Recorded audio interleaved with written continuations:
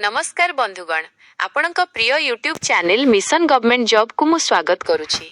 आज आमे ओएचपीसी परीक्षा पई इलेक्ट्रिशियन रा किछि अति गुरुत्वपूर्ण प्रश्न इंपोर्टेंट एमसीक्यूएस विषय रे आलोचना करिबा, जहा आपणक परीक्षा प्रस्तुति को आहुरी मजबूत करिबा। OHPC electrician important MCQs top 10 Q.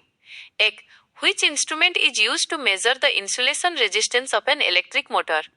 एक, एमीटर, 2 वोल्टमीटर, 3 मेगर, 4 वाटमीटर।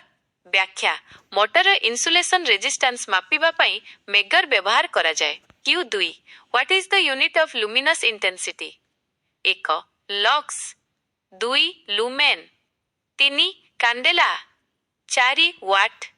व्याख्या, ल्यूमिन्स इंटेंसिटी रो एकक हेउची candela. Q3, which type of DC motor is used for electric traction like trains? 1 DC shunt motor, 2 DC series motor, 3 cumulative compound motor, 4 differential compound motor। व्याख्या, DC series motor रो starting torque बहुत अधिक, तेणु एहाकु train बा traction Kamre व्यवहार करा जाए। Q 4, what is the frequency of AC supply in India? 1 60 hertz, 2 50 hertz, 3 100 hertz, 4 25 hertz.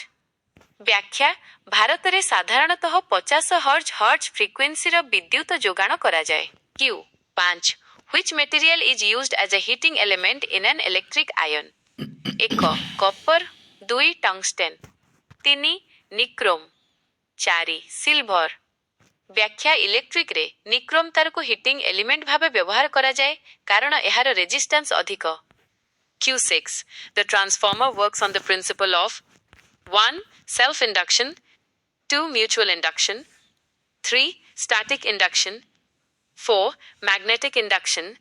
व्याख्या, transformer mutual induction नियम रे काम करि थाए। Q7, which part of the DC generator converts AC armature current into DC?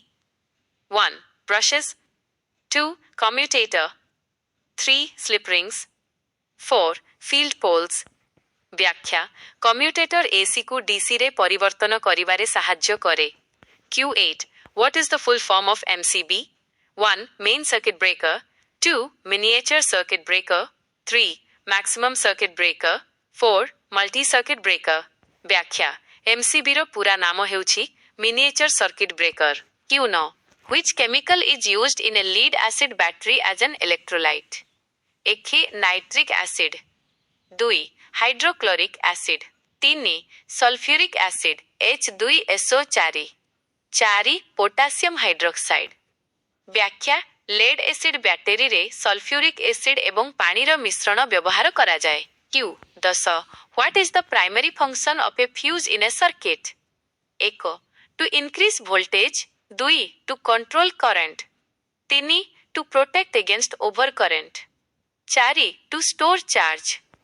व्याख्या रे अधिक करेंट प्रवाहित हेले फ्यूज तार तरली जाई को रक्षा करे।